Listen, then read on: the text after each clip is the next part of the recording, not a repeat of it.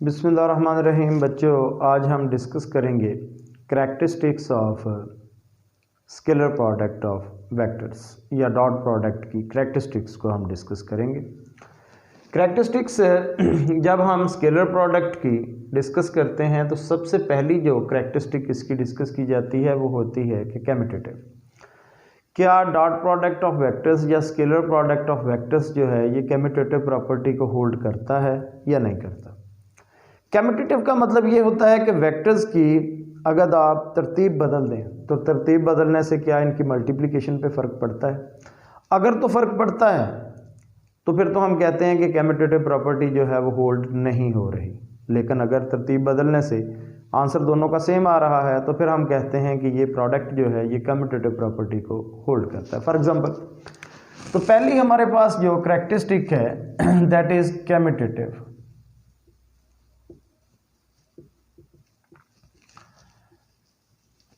ए dot B जो है इसको हम लिखते हैं कि it is equal to A B cos theta, और बी डॉट ए जो है it is equal to B A cos theta. ये बी और ए ये मैग्नीट्यूड, और मैग्नीट्यूड की कोई डायरेक्शन नहीं होती, तो लिहाजा इनकी जगह आपस में तब्दील की जा सकती है। बी ए को आप लिख सकते हैं it is A B cos theta, और ए बी कॉस थीटा किसके इक्वल है? ए बी कॉस थीटा है ए डॉट बी के इक्वल। तो लिहाजा यहाँ से ये प्रूव होता है कि बी डॉट ए जो है उसका आंसर वही आता है जो किसका होता है, ए डॉट बी का होता है। तो लिहाजा स्केलर प्रोडक्ट ऑफ वेक्टर्स या डॉट प्रोडक्ट ऑफ वेक्टर्स जो है ये कम्यूटेटिव है इन नेचर। दूसरी करैक्टरिस्टिक हम डिस्कस करते हैं कि अगर हमारे पास दो ऐसे वेक्टर्स हों जो एक दूसरे पे परपेंडिकुलर हों तो फिर उनका डॉट प्रोडक्ट किसके इक्वल होगा?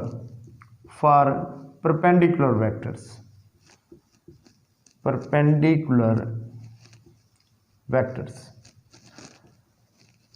ये सपोज करते हैं एक वेक्टर है ये ए, दूसरा वेक्टर है ये बी, इनके दरमियान एंगल जो है वो 90 का है। It means these two vectors are perpendicular to each other.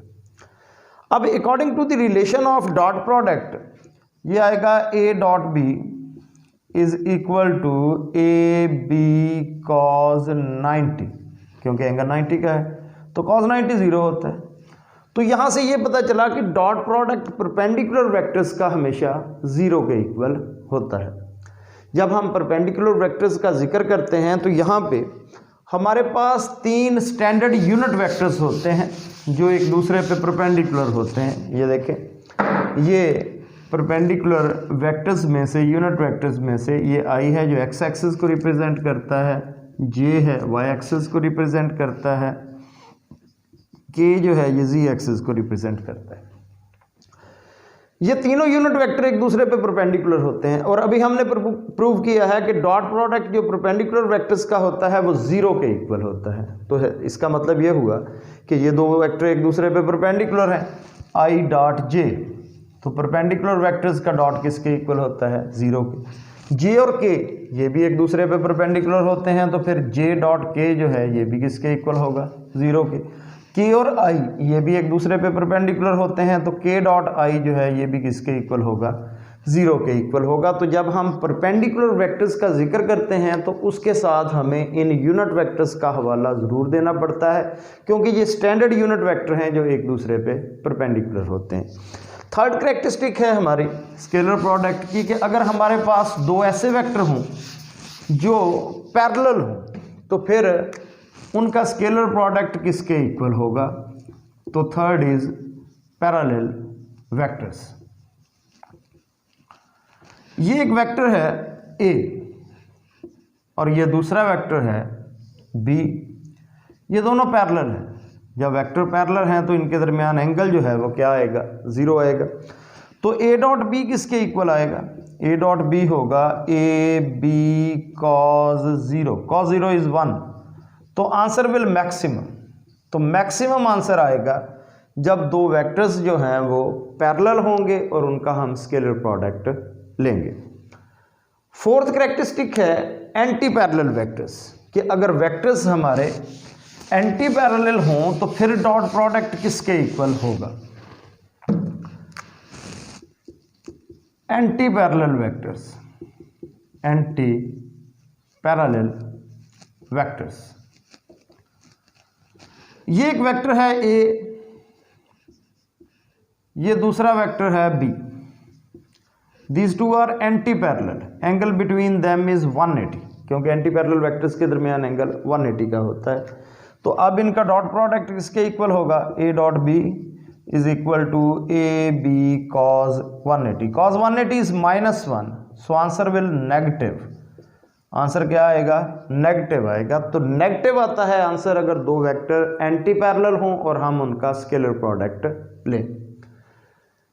Fifth characteristic है फॉर सेल्फ प्रोडक्ट कि अगर एक वेक्टर को उसको खुद से ही मल्टीप्लाई करें, उसको हम सेल्फ प्रोडक्ट कहते हैं। सेल्फ प्रोडक्ट, सेल्फ प्रोडक्ट में ये वेक्टर ए है, इस वेक्टर को इसी वेक्टर से ए से ही मल्टीप्लाई करते हैं। जिस तरह आप 3 को 3 से मल्टीप्लाई करते हैं या 4 को 4 से मल्टीप्लाई करते हैं, तो it is called self product. तो ए को जब ए से ही मल्टीप्लाई करेंगे तो it is called self product of vectors. तो सेल्फ प्रोडक्ट के केस में ये दोनों वेक्टर पैरेलल हो जाते हैं, एंगल इनके दरमियान 0 लिया जाता है। तो हमारे पास रिलेशन होता है A dot B is equal to A B cos theta. अब जरा देखिएगा, बी की जगह पे अब वेक्टर हमारे पास ए है, दूसरा भी, तो यहाँ पे भी बी की जगह पे ए आ जाएगा और एंगल जो है वो 0 है और cos 0 1 होता है। तो फाइनली आंसर हमारे पास आ जाएगा ए स्क्वायर।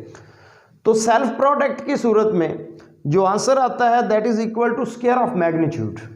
यहाँ पे अब हम स्टैंडर्ड यूनिट वेक्टर्स का हवाला ज़रूर देंगे कि ये आई यूनिट वेक्टर है, ये जे है और ये के। अगर हम आई को आई से मल्टीप्लाई करते हैं तो इस फार्मूले के मुताबिक आंसर आएगा स्क्वायर ऑफ मैग्नीट्यूड। तो आई का मैग्नीट्यूड और उसका स्क्वायर, यूनिट वेक्टर का मैग्नीट्यूड 1 होता है तो 1 का स्क्वायर 1।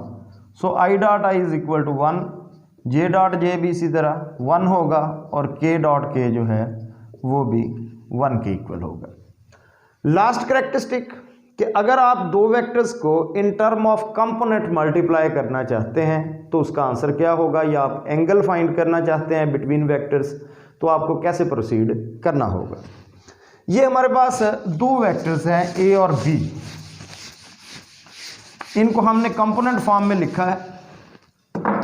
ये वेक्टर है जी ए, इसके 3 कंपोनेंट हैं ए एक्स आई, ए वाई जे, ए जेड के। ये दूसरा वेक्टर है बी, ये है बी एक्स आई, बी वाई जे और बी जेड के। इन दोनों को आपने मल्टीप्लाई करना है ए डॉट बी। मल्टीप्लाई करने का वही डायरेक्ट मेथड है जो हमें पढ़ाया जाता है हमारी क्लासेस में कि इसको हम लेंगे, इससे भी मल्टीप्लाई कर देंगे, इससे भी करेंगे, इससे भी करेंगे, इसको लेंगे, इससे भी मल्टीप्लाई करेंगे, इससे भी, इससे भी, इसको मल्टीप्लाई करेंगे, इससे, इससे और इससे, बारी बारी सबको मल्टीप्लाई करेंगे। लेकिन मल्टीप्लाई करते हुए एक बात का ख्याल रखना है कि हमने अभी पढ़ा है कि आई डॉट आई 1 होता है, जे डॉट जे 1 होता है, के डॉट के 1 होता है। बाकी आई डॉट जे 0 होता है, आई डॉट के 0 होता है, जे डॉट आई 0 होता है, जे डॉट के 0 होता है, के डॉट आई 0 होता है, के डॉट जे भी 0 होता है। तो लिहाजा इनको मल्टीप्लाई करने की ज़रूरत ही नहीं है। मल्टीप्लाई हम किसको करेंगे, हम आई को आई से मल्टीप्लाई कर देंगे क्योंकि वो 1 होता है, जे को जे से मल्टीप्लाई कर देंगे वो 1 होता है, के को के से मल्टीप्लाई कर देंगे वो 1 होगा, बाकी किसी को मल्टीप्लाई नहीं करेंगे। तो ये आ जाएगा ए एक्स बी एक्स, ए वाई बी वाई, ए जेड और बी जेड। अगर आप एंगल कैलकुलेट करना चाहते हैं तो रिलेशन लिखें, ए डॉट बी किसके इक्वल होता है, it is equal to A B cos theta. तो यहाँ से अगर आप कॉस थीटा फाइंड करना चाहते हैं तो ये आ जाएगा A dot B over A B.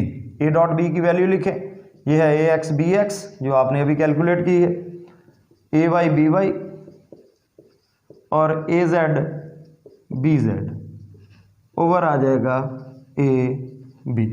तो इस तरह से आप एंगल बी कैलकुलेट कर सकते हैं between two vectors by using scalar product of two vectors. ये थी जी characteristics scalar product of vectors की। Thank you very much.